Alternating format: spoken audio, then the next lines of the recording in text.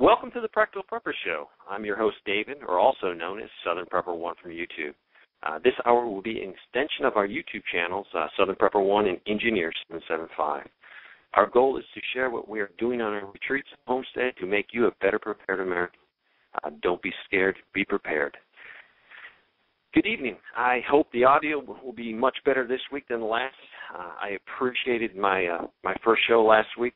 I appreciate when it attended or listened to on podcast. I appreciated it. It was a very successful show, and thank you.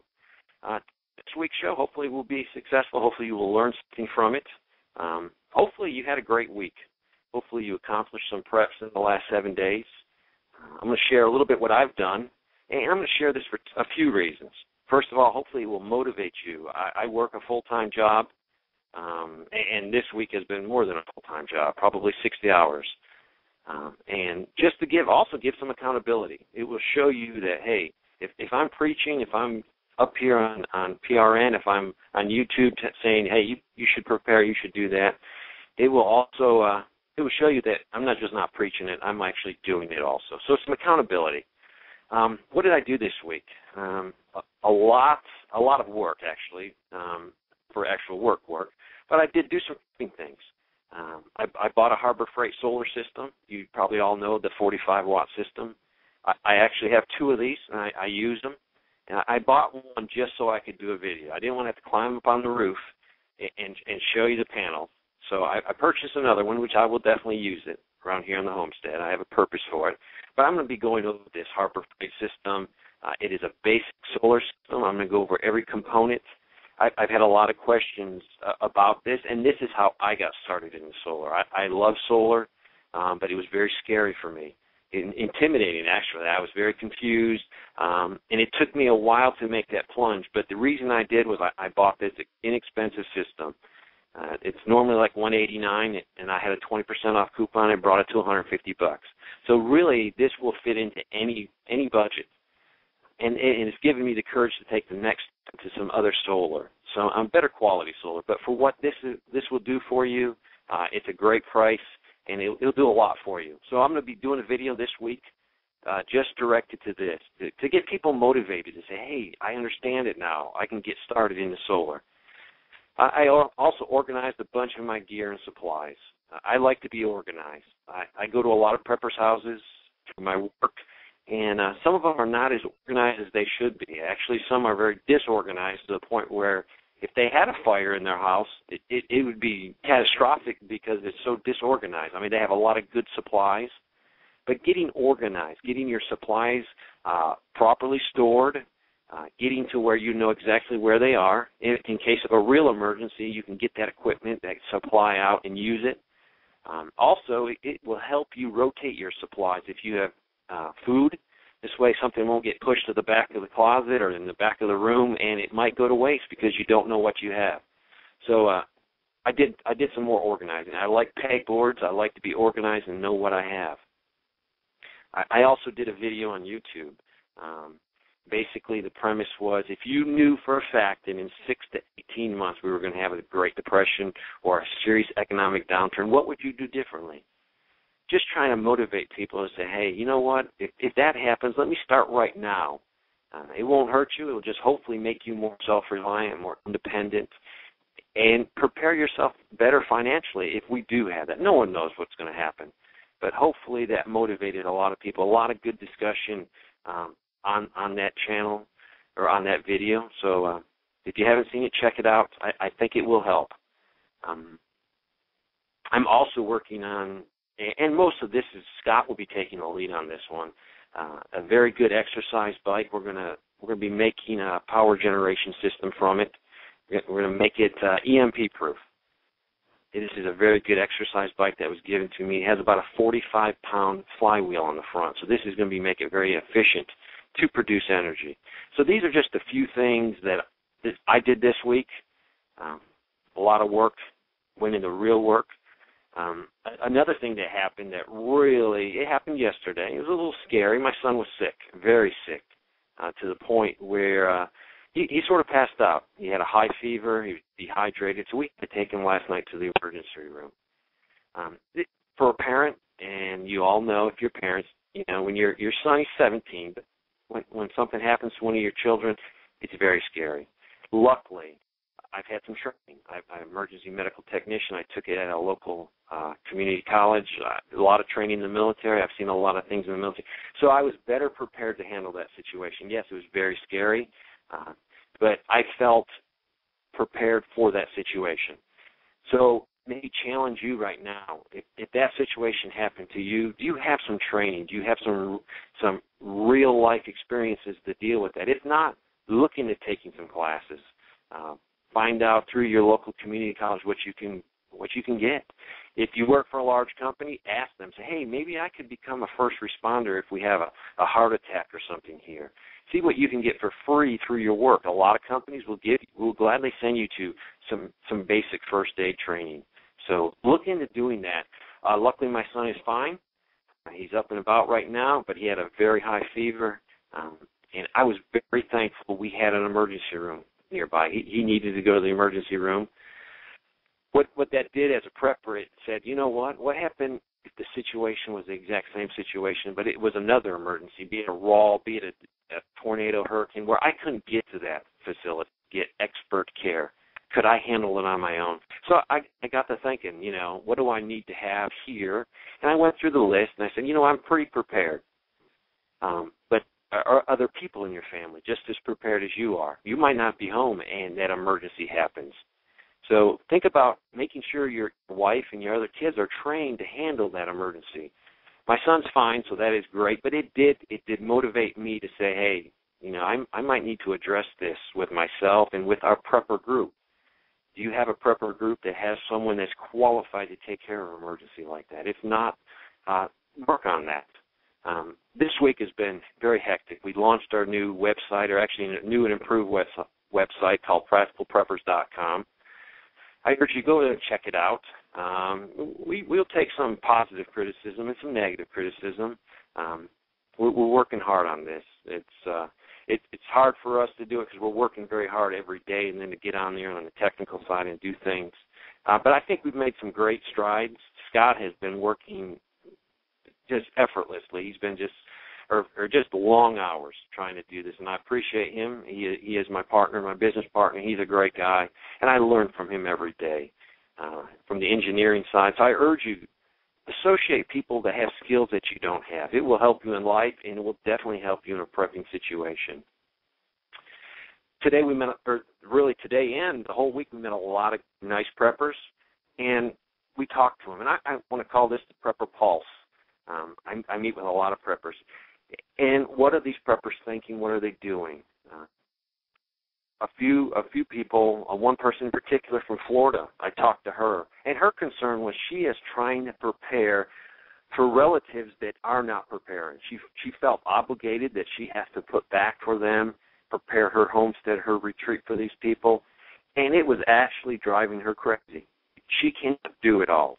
So I basically told her, you know what, you have two other people in your immediate family, those are the people you prepare for. After you prepare for them, then start on other relatives. It is not your responsibility to take care of grown adults. If you're financially able to do that, then go ahead and do it. If you have the money, but a lot of us don't. But you are directly responsible for those immediate family members. Prepare for them, and then anyone else you can help along the way, do it, because they are your relatives. But grown adults, give them the situation and tell them, hey, I think you need to put back some food and some water. And after that, you've warned them. Do what you can, but don't let that drive you crazy thinking you have to take care of them. I think the conversation was very helpful for her. Hopefully that will make her feel better, and she can move on and not feel so obligated to all her relatives. Today we had a conversation with some preppers that really floored me, and I didn't know what to tell them. They basically told them that they were going to be putting the one neighbor told the other neighbor they were going to put in a hand pump, a deep hand pump, so they can get water in an emergency. The other neighbor said, oh, that's good. If I need it, then I can just get water there too. And he was very bold about it and said, if I need it, I'll do whatever it takes to take care of my family and their neighbors. And, that's hard to tell them, hey, you have a serious problem on your hand. And the guy was serious. So it was eye-opening for me that someone could be so blunt. They're friends. They know each other. Both of them are sort of prepping. So I told him that he has a serious problem. He needs to get that guy on his side as an ally, maybe share the water, maybe so that guy will look at the neighbor as, hey, that's my water supply. I better take care of it, other than, hey, if I need it, I'm going to take it by force. So that was definitely eye-opening for me today. He definitely told me that, you know what, yeah, your neighbors are friendly and nice to you, but in a real situation, they might get very ugly with you. But another prepper pulse that I had this week was a gentleman from Sweden. He is very driven right now to start a conference and to educate people over in Sweden, to get people together and to just show them they need to prepare. So it was good. He's run into a few snags, so hopefully he can get back on track. And people are prepping all over. It's just not an American thing. I get a lot of emails, a lot of things on YouTube from all over the world, every continent. People feel that there is something out there that could directly affect their well-being. And most of the people are thinking economics. So it's not just an American thing. It's a worldwide thing. And then a lot of people we've dealt with just feel that sense of urgency. And I think most of that is coming from the election. When things are uncertain, and right now it's very uncertain. We do not know who's going to win. We don't know what their policies are going to be, or if either one can get us out of this recession. A lot of people are out there, they're hurting. They don't have work, or if they do have work, it's not the work that they were trained to do. It's work that is not paying a living wage. So there's a lot of uncertainty. But really, this prepper pulse, remember, that prepping is a lifestyle. It's not like having a knee-jerk reaction to a specific threat you see, but just prepare for anything and just become a little bit more self-reliant, a little bit more independent. And when you become this independent or more self-reliant, you will definitely feel better about any situation. I don't care if it's the economy, if it's a world that's in turmoil, with the Israel-Iran situation. It doesn't really matter. When you become more self-reliant and independent, you're going to feel better about any situation. It could be as simple as a serious earthquake, a flood, a tornado, anything. You know, hey, I'm prepared. I'm a little bit more self-reliant than the guy next door. I'm going to get through this. So that's pretty much, what I felt this week talking to people. It was a good week for that. It's awesome to meet preppers and to talk about them because I learn things today. So by sharing with them what I know and they share with me, we both move forward on the ladder. One thing I did learn today, or excuse me, not today, but this weekend, was by accident. I had some tires that I collected to make a safety barrier on a shooting range here. And it would rain, and there was water in the tires. And I was going to dump the rain out so mosquitoes didn't breed. And I noticed that the water was very warm. The tires were in the full sun. And that gave me an idea. So what I did, I took one of those tires, and I took two pieces of glass. I put one underneath it, and I put one on top of it. And I took a black small pot with a lid, and I put some water in it. And I let it out there in the sun. Awesome results. The water was definitely very warm. I checked it again today when I got home from work, and it stayed out there all day, and I had very nice hot water. I could use it for bathing. I could use it for making hot chocolate, coffee, whatever I needed. Very warm. I'm going to try, maybe someday, I'm going to try to cook something in there. I am a little bit concerned that, tires probably give off a little bit of toxic gas from the rubber. I don't know how that's going to be. I was thinking about maybe using a pressure cooker, a small one. That way with that seal, it will definitely keep out any of the air that's inside that tire. But I was thinking, in an emergency, grid down situation, if you had some tires, you can take the storm windows off your house, set it on top, and you can definitely heat some water for cooking and bathing. I'm going to experiment more with that. And you try it also. See if you can cook rice. It might take all day. It's basically a very, very cheap solar oven. And the materials are everywhere, worldwide. So experiment with that and send me a response on YouTube. It'd be neat to see if it'd be a cheap solar oven. Next week, I will be in Hickory, so I probably will not be doing a live show, but I will be at the Preparedness Expo Friday and Saturday, which is going to be nice because I will definitely, hopefully, meet some of you. If you are a subscriber, listener on PRN, please come up to my table. I will have a table there. My wife will be there. We would love to meet you and shake your hand and then just talk prepping with you. It's always great to talk with other preppers. I'm going to talk about right now some bad news. I want to take a few articles. I don't want to dwell on it. We as preppers know that things are not right. We still live in the greatest country in the world, and that's my personal opinion. I haven't traveled to every country. I've traveled to a few, and I've always enjoyed when I've returned from overseas, getting back on American soil. It's a good feeling of relief and security. But there are some bad news. I want to share it with you very quickly. And some of this will relate to preppers. If you notice the article, 3 tons of food looted from a grocery store in Spain as millions struggle. We talk a lot on YouTube and say, in a raw situation or in a disaster situation, there is disaster situations economically happening throughout the world, in Europe, Greece, and in Spain. And just this week, a bunch of people looted and stole 3 tons of food. And they didn't steal TV. They didn't steal luxury items. They took food. And some of this food was distributed to the food bank. People are starving. They have no jobs. We take it for granted inside this country. They are actually such a huge problem of people going through the trash that in Spain they passed a law. I think it's a €750 Euro fine. I'm not sure on the number, but they're actually fining people now to try to keep them out of the trash. This could happen in this country. I've seen it overseas. Personally, I've seen people digging through trash, digging through my trash. So it motivates you, hey, prepare, put some basic foods back. It doesn't have to be a luxury meal, just some basic stuff. You saw the consumer confidence in the U.S. decline by the most since October.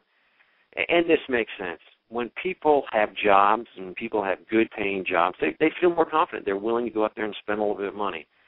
But when you're worried about your job, you're definitely not going to be making those purchases, especially a luxury purchase or a purchase that's not necessary. So definitely people are feeling that. And hopefully after this election, whatever way it goes, whatever the leader we have in there can hopefully turn things around. I'm hoping we'll see in a few months. Also over in Spain, there's a bank run going on. A lot of people are fearful of what's going to happen, and they're pulling money out. They're either stuffing it in their mattress, or they're actually using that money to leave the country. And right now we're not doing that, but you can see a lot of people would rather have their money in their gun safe or in their safe at their house or under their mattress. And this, as if the economy gets worse, more people will be more scared. There's a few more things here about automotive sales, manufacturing. We know what's going on. So I don't want to dwell on this negative. I want to dwell on solutions to this negative, what we can do as preppers. So that's enough bad news. For the show, the rest of the show, I want to deal with some questions. I get tons and tons of questions on YouTube, through emails. I want to address some of the most common questions I get, and hopefully we'll have some time in the second part to take some phone-in questions. I love phone-in questions. Some of the most common questions I get, and a lot of them people are right now waking up. There is a huge segment of people out there that the light bulb has gone off and they know something's wrong. And their question is, you know what, I see all these preppers on YouTube or in other forums. They have all this stuff done, and I'm just getting started. Is it too late? And my answer is definitely, it is not too late. No one knows the future. I would love for us to have an economic recovery. I have 2 children, one in college and one a senior in high school. I want their life to be better than my life. And the only way that will happen is if we have an economic recovery. So, yes, I might talk doom and gloom, but I definitely don't want it to happen. And really reinforced that was my son going to the emergency room late last night. That in itself is a big flag that says, you know what? in a real disaster, if we don't have those services, people are going to perish, people are going to suffer. And you know what? Some of those people are going to be in your family. So if you ever met a person that says, man, I can't wait till a raw situation happens so we can get it on and get it over with, I can't understand totally. I understand that, if they're young, they want it to happen now so they can help solve the problem. But we don't want a raw situation. We don't want a disaster to happen. We want the economy to improve, if it will.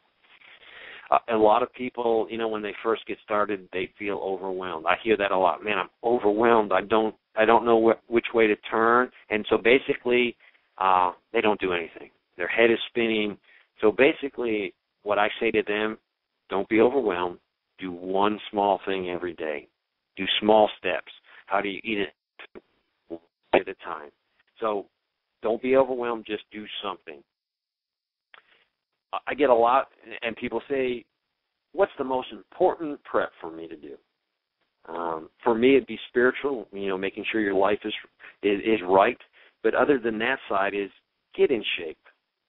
I see preppers that are out of shape, and I'm saying the best prep you could do for yourself is get into shape. And that's just prepping for life. The healthier you are, the less you have any health problems related to being overweight or having other problems. Get in shape. Do some walking. Do some exercising. That will do more for you than anything else. Why do guys in the military survive being shot overseas? I can tell you why. Their bodies are lean, they're mean, and their bodies can take that violent pain and that serious accident because their body doesn't have anything extra on it. It's not overweight. They're in tip shape. And that's what we need to be as preppers. People say, well, when the crap hits the fan, then I'm going to get in shape because, I'll have to be. I won't be, pushing keys on a keyboard. I'll be out there planting my garden and mending fences and taking care of animals and making sure my property is secure. That's not. You need to get in shape right now. And that's going to improve your whole life. It will improve your relationship to others because you'll be able to do more with them. So get in shape right now. I can't stress that enough. Probably another question I get a lot is, how do you get my family members to prep? I get that all the time. And probably the biggest thing I can tell you is don't push them. Don't go up to them every day and say, hey, the world is ending. Don't do that. That will actually build up walls between you, and when you do start talking about prepping, their eyes are going to glaze over, and it's going to go in one ear and out the other one. You got to do it very slowly, and don't come up with, hey, zombies are coming. Come up with, hey, you know what? There's a bad electrical storm coming this way, and we're supposed to get a lot of high winds. What can we do to make sure we're prepared here? And then if you live in tornado area, talk about tornadoes. If you live on the coast, talk about hurricanes. If you're in California, hey, we need to get prepared for earthquakes. I got a lot more to give. Hopefully we'll get some more questions, and let's take a short break right now and listen to some of the sponsors from PRN. I'm glad we're back here. I just want to keep going on these questions. Now, a lot of these questions are basic questions, but we have to get the basics done before we even step out there to more advanced prepping. And that's what we're trying to do, get some basic questions answered so people can say, hey, I got that down. Let's take those next steps as in, hey, how about solar? How about a better water plan? How about getting a retreat property? How about getting organized? And that's what we want to do. Right now, Engineer 775, would be with me right now, but he's actually at one of our prepper meetings. This is our individual group. There's a few families getting together, and they're doing things. They're going through some food, making sure nothing's outdated. They're getting to know each other. We have a new couple in the group that they're just getting to know each other, and that's the basic thing. Finding people that you get along with, finding people that you actually care about, because you have to care about people in a worst-case situation. If you're going to start a survival group, you have to have that emotional attachment to them. And that's what God's doing right now. There's a new couple over there, and they're just getting to know each other, getting to know different families. And that gets back to that question, how to get family members to prep without pushing them. You might you might not want to push them, but you might want to introduce them to other preppers and tell the other prepper, hey, man, I'm trying to work on my family member here. I'm trying to work on my brother. So we're going to bring up prepping, but we're not going to just hammer them. And because if your family sees that, hey, there's other people that think just like, these other crazy preppers, then they might think, you know what, maybe they're onto something. So getting them around other preppers that aren't going to just push will also help. Probably the big thing that we get is money. Money is, the questions come, what should I do with my money? And then the question is, I don't have any money, how can I prep? Difficult to do if you don't have money. But what do you do? I get these people want me to give them financial advice. Hey, I got $20,000 or $100,000. I need to know what to do with it. I am definitely not a financial advisor. I follow the markets. I try as a good prepper to keep up with what's going on. So I hopefully can have a little heads up, even if it's a 12-hour heads up, a 24-hour heads up. If there is a serious economic problem coming or some problems with the bank, I'll know about it in advance. But what do I do with an extra $100,000? I don't really like to answer that, but I like to tell the person, hey, you need to be diversified. Don't take $100,000 and buy gold. Don't take $100,000 and buy a Mountain House or dehydrated food product. Diversify. Look at your portfolio. I wish I had that problem of having an extra $100,000 I didn't know what to do with, but I don't. But diversify. Yes, buy a little bit of gold, buy a little bit of silver. Do that, but really, I tell them, are you in debt? Do you owe any money on your house? If you owe money on your house, take that money, pay off your house, and get that clean title or that clean deed on your property. That will help you more than anything else, having that property paid off and not being in debt.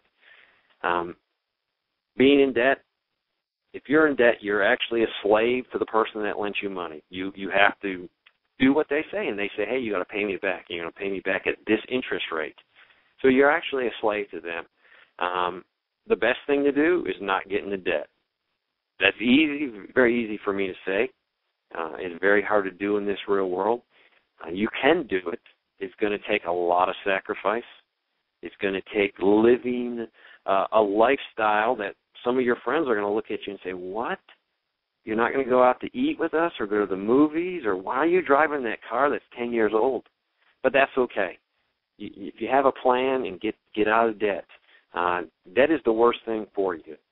I built a very, very, very small cabin when we were first married. It was very small. We lived in it and paid off our property in a couple of years. But we made huge sacrifices. My wife made gigantic sacrifices. I owe her so much. And hopefully down the road, I will be able to do what she wants to do. She wants to be able to travel and see a little bit of the world. And she definitely deserves it for putting up with me. So that's my plan, is to let her do what she wants to do and do a little traveling. But the key is to get out of debt. Pay off that car. Work whatever you can. I know people are hurting out there. I see it every day talking to preppers. They barely have enough money just to pay the bills and not enough money to prep. And that's another question I get. People say, hey, I have nothing left over at the end of the week. What can I do? And there's a lot you can do. You might not even be thinking about it. There's a lot of free preps. The best free prep is educating yourself. Getting on the Internet, getting on YouTube, listening to PRN, learning a skill. With that skill, hopefully, it will help you survive any disaster out there.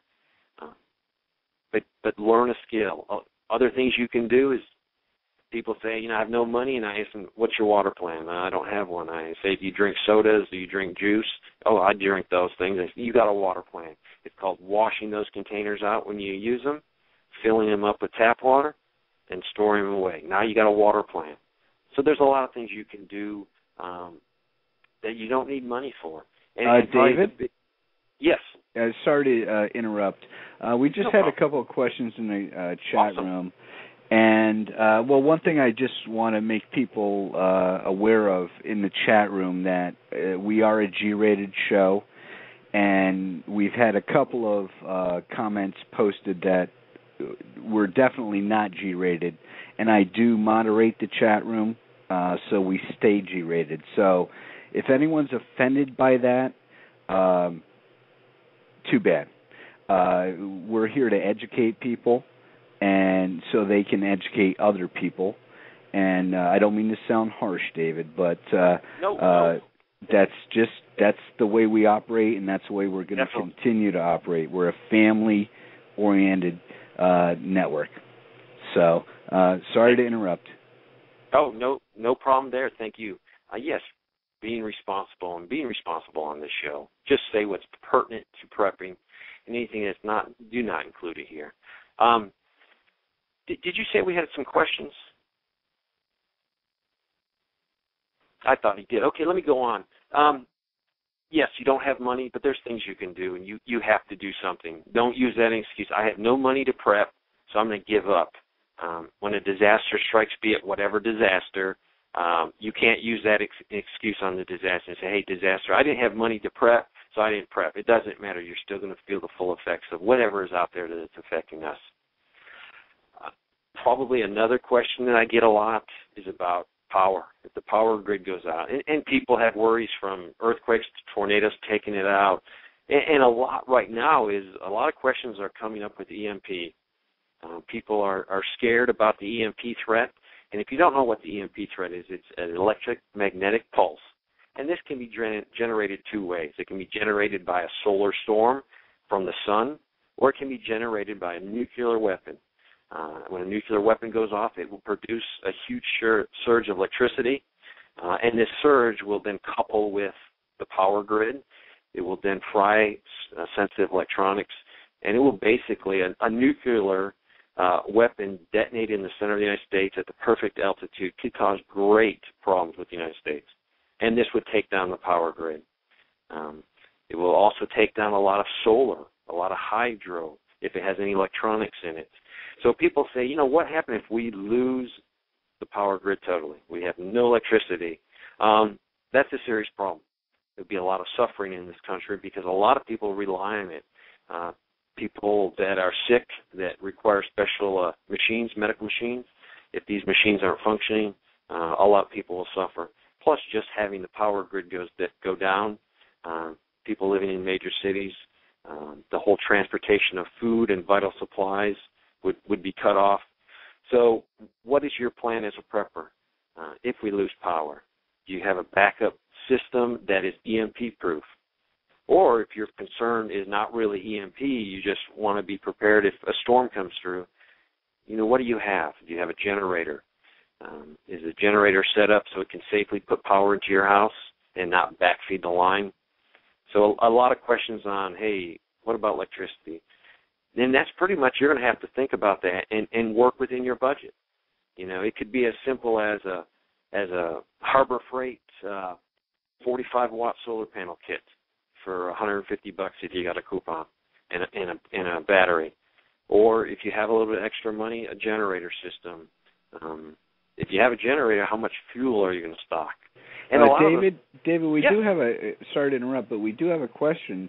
And I'm interested also about the Harbor Freight, the solar power. Even up here in New York, if you have, if you point to the south, you're going to get a lot of sun. What can that 45-watt run? Yeah, I think that's a big point of confusion. Yes, a 45-watt system is basically 3 15-watt panels. So basically, if you put that system in the sun for an hour, you will produce 45 watts. If you can put that in there for 4 or 5 hours, you just multiply 45 times 4 or 5 hours, or whatever amount of sun you get that's good, effective sun. So, yes, it is not a huge amount of power, but if you couple that with a couple deep cycle batteries and deep cycle batteries that you can purchase, like trolling motor batteries from a lot of sources. You go to Walmart and buy some. I have some. I'm using them, and I will be doing that video this week showing them. I was a little scared when I purchased my system. I was like, man, this is a piece of junk. I've had it for about probably 2 years. I've had 2 systems, and they're up and running. The question is, what can this system really do? Basically, this system is going to do for you is educate you so you know when you take that next step hey, I know solar. I know that I'm going to have a solar panel. That solar panel is going to be hooked up to a charge controller. That charge controller is going to be hooked up to an inverter that inverts the power from direct current from the battery to alternating current. So I can plug things into it. You're going to have a battery hooked into it. So this will show you, hey, man, this is exactly what I would need if I bought a very expensive system, the same components. Now I can see how they work together. What will a 45-watt Harbor Freight system do for you? Well, it will educate you for sure. So when you take that next step, someone will not rip you off. People are out there that will definitely rip you off because you won't know what you're talking about, and they're going to sell you a product or sell it to you and say, hey, it's going to do all this. And you can say, no, it's not going to do all that because I'm educated. But basically, what does that system do? I run my communication system with my two setups. I could do it with one. I could charge a battery, and I can run my CB radio. I can run a ham radio. I can use that if I want to charge like a DeWalt 12-volt drill. It has some potential. I can run some lights off of it. In my video, I'm going to show you the lights that run off of it. It actually 2 lights come with the system. So yes, it's not going to run your refrigerator, but it's going to run some lights. It will run a box fan nice. So if it's the middle of July and you're down south, it will run a fan to keep you cool. It will run my fan on my wood stove. So if it's the middle of January, that fan on the back of that wood stove pushes that heat off that stove much more efficiently, and I can heat my house with it. You can take this system and combine it. So say this month I can buy one system, and in 2 months later I can buy another system. You can combine them so you can take 45 watts and 45 watts and make 90 watts. I don't recommend you buying a ton of these systems. I recommend you buying one, learning solar, and making that next step. There's panels out there that are much more efficient. I have a 245-watt Sharp panel. The Sharp panel is about the same size, maybe a tad bigger than this 45-watt system from Harbor Freight. So, yes, learn it, but don't go crazy. You can go out there and then look on the Internet, look on Amazon and say, okay, I need this component, and this is the best deal. I need this component. And basically you're going to match component for component, buy a little bit better product, and be much better off with it. But that's how I took my first step. I was scared. I'm scared of technology. Everyone that knows that, it's on YouTube. I hate technology. I need to learn it. I need to step forward, and that's what I did with this solar system. So try it out. Use a coupon. I'll be giving that coupon when I do my video. It's, I think, still good for a while. It's a 20% off coupon, and they always have them on this system. Hopefully that answers that question. It's great for communication. It's great for a few lights, and works great if you want a box fan a few hours. But it goes into basically use that system to charge a deep cycle battery. The more batteries you put in your system, the more juice or you can pull out of it. The neat thing about the system is it will protect your batteries. So you can't go crazy and plug things into it and kill your batteries. A lot of this solar, I know a lot, but Scott, Engineer 775, he is going to, when we get into a few more weeks, our first show with him, he'll be talking water. And we will be talking solar. And we're going to try to be specific. We're going to say, hey, these are components that we use. We know they're good. Look on Amazon. Look around your area and try to find these products. These are good products. And that's what Scott's going to do. He's definitely a lot more knowledgeable in the solar field than I am for sure. So a lot of these questions, when it gets specific, that's when Scott's going to be here to help us out. Hopefully that answers the question on that.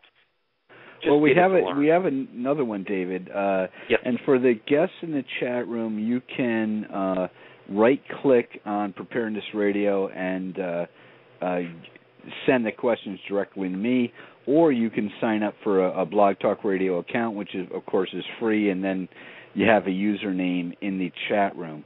I find this question interesting, David. I'm paraphrasing because it's long, but yes. When did you learn humility, where you finally understood you didn't know everything? What was there a turning point in your life? Probably when the teacher handed me my test back in middle school. Then I realized, hey, I didn't know what I thought I knew. And then it just grew from there. I found in life, get friends, get people around you that know more than you. It will actually be better for you. Because when you have a problem, if your vehicle breaks down, guess what? My friend John is a mechanic. He knows more than, hey, John, I got a problem. Can you help me out? And it's not using them for their knowledge. It's developing a relationship with them and a two-way street. What I know, especially in the tactical side and security side, I share with them. So surround yourself in life with people that know things that you don't know. Why would I surround myself with people that know tactical things? Yeah, it's nice we can talk back and forth, but surround yourself with people that know things you don't know.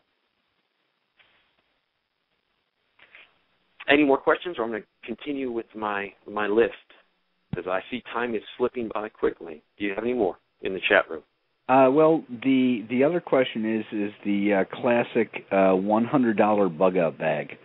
What should you put in it? Is it a car bug out bag, or is it a home bug out bag? And I know you get that question a lot, and we're about 11 minutes out, so if you have the time, maybe address it or save it to the next show. I will. I'll talk a little bit about bug out bags. There's all kinds of what I call bug out bags, and basically they boil down to a bag in your vehicle. If you drive a vehicle, you should have a bag in there, and that bag, it can be very simple. Make sure you have some food. That food needs to be able to withstand high temperatures. If you're in the South or anywhere really in July, if you put MREs in there, they're going to have a very low shelf life. The heat is going to affect them. So I like to put things in there like snack bars, things that won't be affected by the heat, and things that I can rotate. So a couple months from now, I can go grab a few of those bars out, put some new ones in, and take those with me and eat them. But everyone, if you drive a vehicle, you need to have a bag in there with food, a few bottles of water, maybe a blanket if you're up north, just anything that you would need if you broke down alongside the road, or stuff in there that could help you get home. If you work in an office and you wear high-heel shoes or you wear nice dress shoes, you don't want to walk home 4 or 5 or 10 miles with those shoes on. So put an extra pair of sneakers in there. Put some socks in there. So that way you can move very quickly in an emergency, and it doesn't have to be a raw emergency. It could be a simple emergency. My tire blew out, and I can't get the spare on, or the spare is no good, or my car broke down. That's an emergency, and you're going to face that emergency countless times in your life compared to a serious raw situation. So be prepared for that. So that's what I call a car bag. You need it. A lot of people say, should I keep a weapon in my car? Yes and no. If you keep a weapon and never take it out, if someone breaks in, they're going to steal your weapon. Or if you have underage children, you do not want them being pulled over with a pistol in a bag in the trunk. It could be very detrimental to their life if they get charged with possession of that weapon. So be very careful with that. But there's a lot of things you could do. Just put things in there you know you might need if you break down alongside the road. The typical bag that we all think is a bug-out bag, this bag is a very personalized bag. I mean, what you put in here is what you need for your environment. A person in Alaska is going to have things in there that I don't have, that I don't need in South Carolina. I don't need very, very warm clothes. I need other things. So pack that bag as an individual, but you basically need some basic things. First of all, you need water, you need food, you need the ability to make shelter. And that might be just a poncho, a tarp, something to keep the rain and the sun off you. And we all know what bug-out bags are. And I think a big bag that we forget to address is the get-home bag. And this might be the bag if you work in an office building or you work in a factory. It's the little bag you keep in your locker, the bag that will get you home. And that's probably shoes, water, and a few other things. So as preppers, there's different bags that we need to incorporate into our lives. You don't have to go out and spend a ton of money on it. It doesn't have to be that top-of-the-line, $190 cool survival bag. It could be actually a few of my bags and vehicle bags are actually old book bags that my kids used in the school. They're still serviceable. They might not look as cool as the cool tactical bag, but you know what? That's what I want. I want to look gray. I don't want anybody to look at me while I'm trying to get through an emergency and say, wow, that guy has the coolest bag, because I'll become a target. I want that bag that will blend in with everybody else's bag. So much on my list to talk about. Probably another question I want to address, because a lot of people say this to me, and it really rubs me wrong. People say, well, in a crisis, I'm going to take my credit cards and I'm going to buy all of my survival supplies then, and I don't care if I can't pay it back. To me, it's hard for me to digest that. You buy something from someone knowing that you are not going to pay it back, or knowing that you will never be able to pay it back financially. I can't encourage that. If you buy something from someone, and you use a credit card, you're telling them, I'm not going to pay you right now, but I'm planning on paying you. I don't recommend that, even if you go ahead and you want to buy something now and say, the situation's looking bad, let me just go max my credit cards out. Now, I'll pay them back. No one knows the situation. No one knows what's going to happen down the road. So I do not recommend doing that. That could bite you hard when the bills come in. Well, it looks like my hour's up. I have so much to talk about, but I appreciate PRN giving me this opportunity. If you got any questions, you can check us out at Southern Prepper 1 or Engineer 775 or PracticalPreppers.com. Go out and make it a great week. Remember, be prepared, not scared. Thanks.